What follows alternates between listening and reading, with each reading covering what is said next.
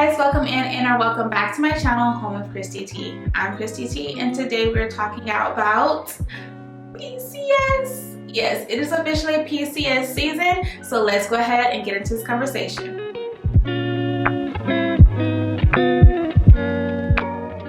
So many of you may know this if you follow me over on Instagram at Home of Christy T, that I am moving.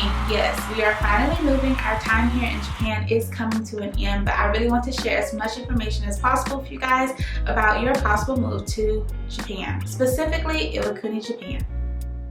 So if you didn't know already, I have lived in Iwakuni, Japan for the past couple of years, and throughout my years here, I have learned several things and gotten a lot of experience with the PCS process.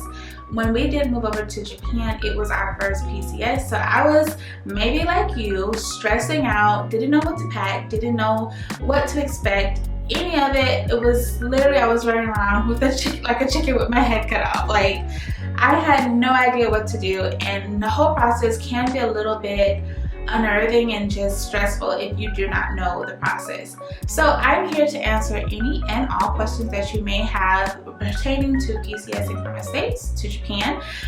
Comment down below if you have anything I don't address in today's video, but as far as I know, these are things that are common that most people ask, and so let's get started. The first question that I commonly get or that I commonly see, and a question that I had when I'm moving here, pertain mostly to housing. So your spouse is usually the one that's over there handling all of the military, all of that related things, paperwork and such like that.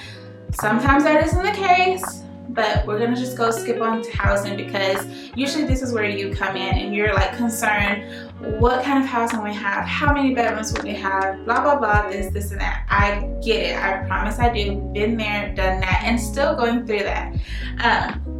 When it comes to housing in Japan, you aren't guaranteed a specific style of house upon arrival, from my understanding. Now, this could be different based on your husband and or spouse's rank, and that just in general dictates the kind of house that you get. Now, I can't say for sure that you're guaranteed a specific housing style based on your husband or your spouse's rank. Sorry, I'm saying husband because my husband is my spouse that is military. So if you hear me saying that, just know that I'm referencing your spouse in general.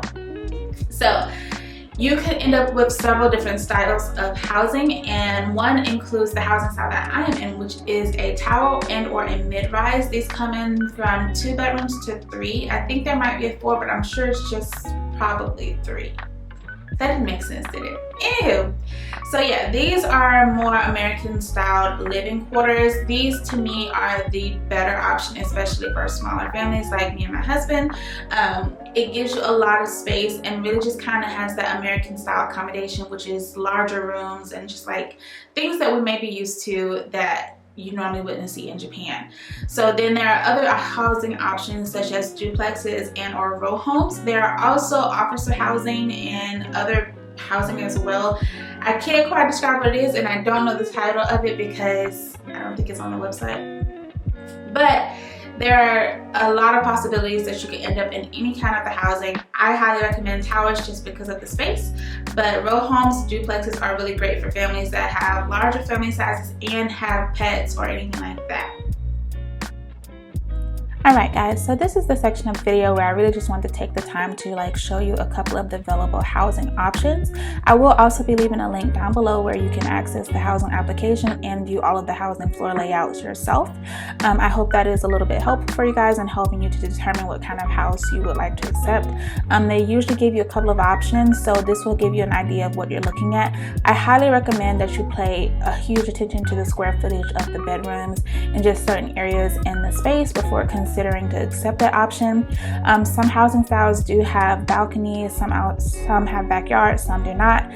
It just all really depends on the style of house that you get. The other thing I will say before I come back is that if you want to know any more information about housing or any more information about the PCS process in general, please don't forget, comment down below and I will be addressing these in different videos coming up. Alright, so final remarks before I close out this video is that I wish someone would have told me when we were moving here is to not be afraid. Don't be afraid of exploring new things. I know it's different than you always wanted to just like traveling to a new country or a new place is different than living there for sure, but I promise you it will be a situation and just like an overall experience you won't regret. You'll get to make it your own, and that is the biggest thing, is just making your experience here your own. People could tell you things all they want, but it's really up to you how you decide to enjoy and or live in Japan, and that'll be the full determination of your overall experience. Alright guys, that is going to be all for today's video. I really do hope that you enjoyed this and found it helpful. If you do, please don't forget to hit that like and subscribe button down below. As always, don't forget, if you feel free to reach out to me, whether on Instagram at Home of Christy T, or comment down below if you have any further questions about the PCS process or anything pertaining to living in Japan in general. I'll be happy to answer all that I can. And I will see you guys in next week's video. Bye!